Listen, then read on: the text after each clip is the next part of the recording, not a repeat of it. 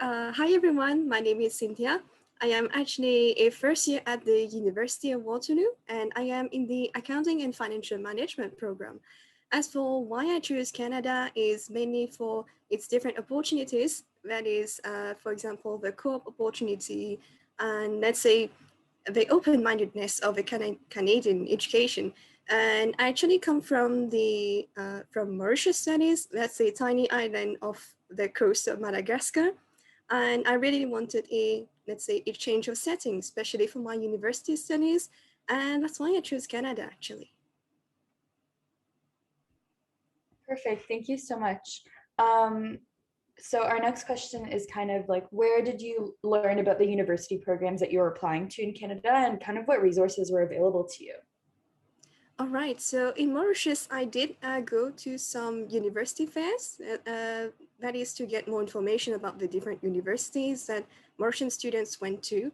And actually, I made lots of research on the internet. I found information about the University of Waterloo, and I based sometimes my research on the different rankings that we have of universities worldwide, whether it was in Canada, sometimes in Malaysia. And eventually, I chose Canada, let's say, that was because of the opportunities to, let's say, work and even a possibility to, let's say, stay over there eventually. Although right now I'm still planning to come back to my home country.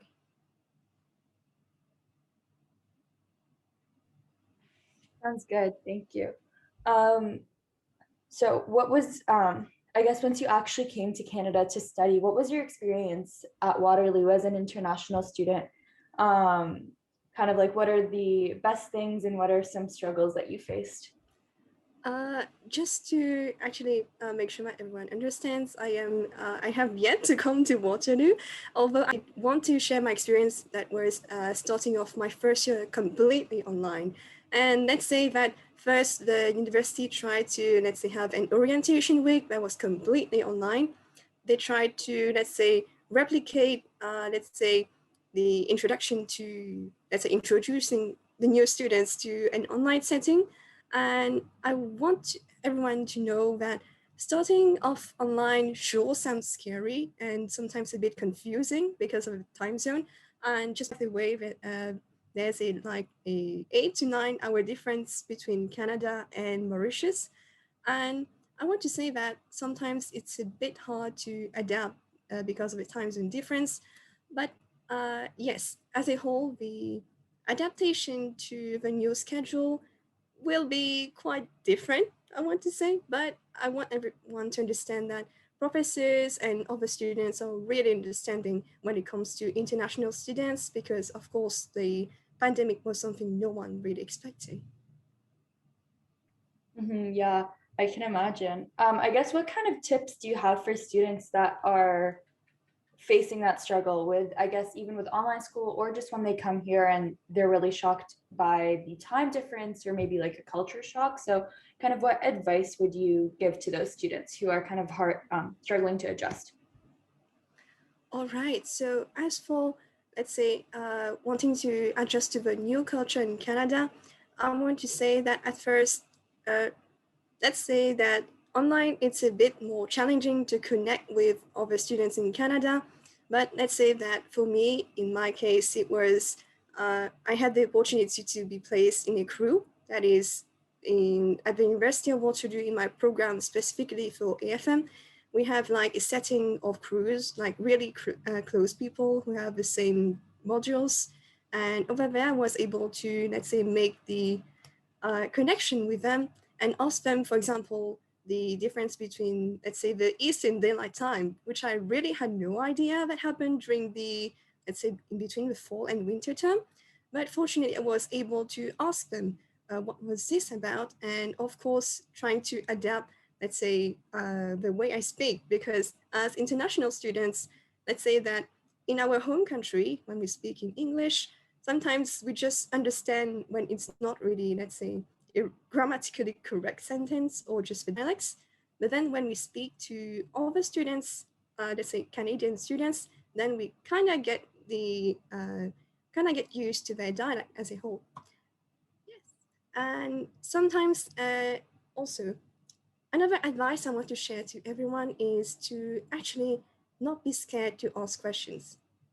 Uh, because in the online environment, if you don't try to reach out to other people, whether it is your professor, your TA, and even other students, then it is less likely that you're going to get support. And everyone is really open to, let's say, answer any query or any concern that you have.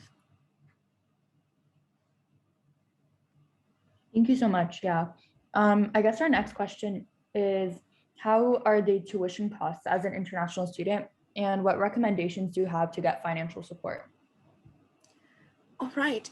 As for the tuition fees, we all know that international rates are kind of higher than for the residents themselves. But as a piece of advice I would like to suggest everyone to do is to look for the different scholarships that are available at this university itself. Because sometimes, let's say that way before, let's say you get accepted to university, you have to go through the application process. And sometimes there are some scholarship opportunities that you have to look out for and sometimes apply for, which is actually how I got, let's say, a kind of financial relief for my first term. And yes, that would be in general looking for the different scholarships. And that is not just for the entrance scholarship, but I want everyone to understand there are different opportunities that come on, let's say, during your second term or even just before, let's say, as from your, that is after your first term, always be on the lookout for different scholarship opportunities.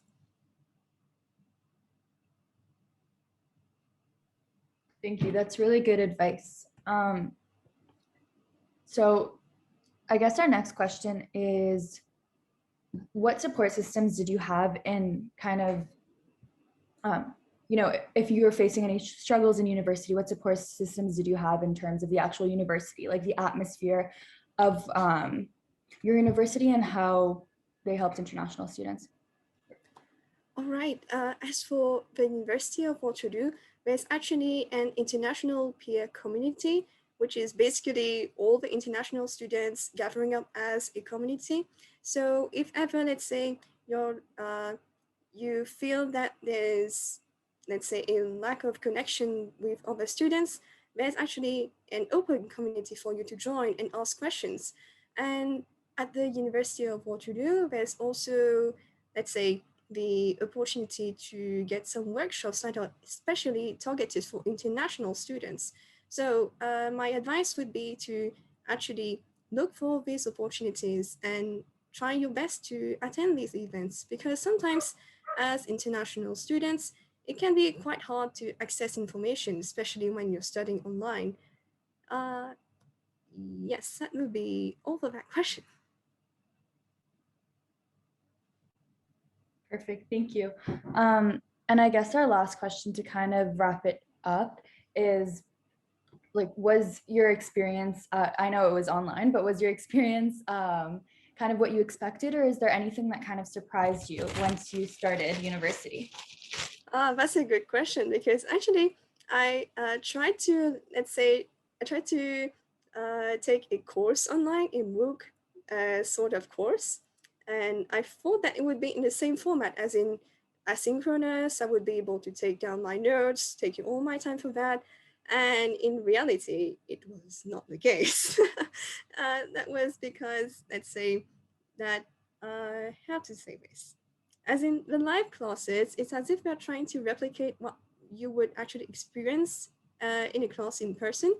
So it can be quite hard to, let's say, jot down all the notes as taking all your time to do it.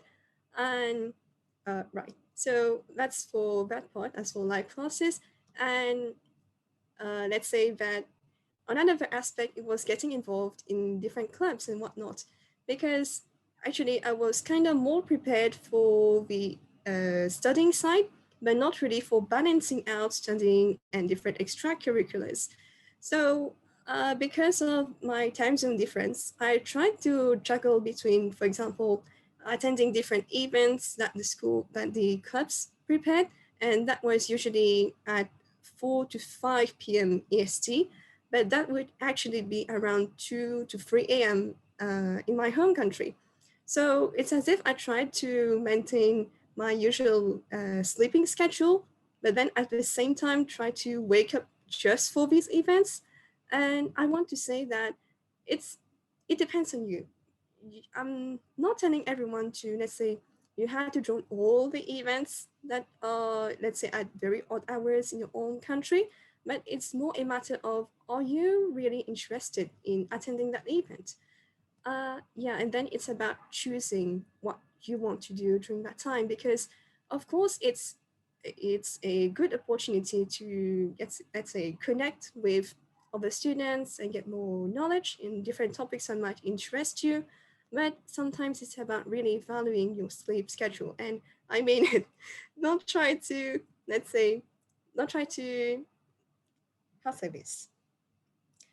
Not try to, let's say, bite off more than you can chew. And it's all about scheduling things right. Perfect. Thank you so much, Cynthia.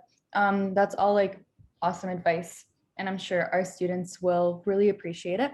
I just want to say thank you again for taking the time to speak. I know you must be like crazy busy with all of your classes, especially with the time differences. So thank you so much for making the time to speak today. Thank you so much for this opportunity. I really hope that everyone actually kind of learned all through my rambling. And I'm actually open to discuss anything that comes up, whether it's about the University of Waterloo or your program as a whole, or even studying online. That is, sometimes I understand that it's weird to start off online. And I'm really willing to share my tips that I have concerning, let's say, whether it comes to studying or even getting prepared for exams itself.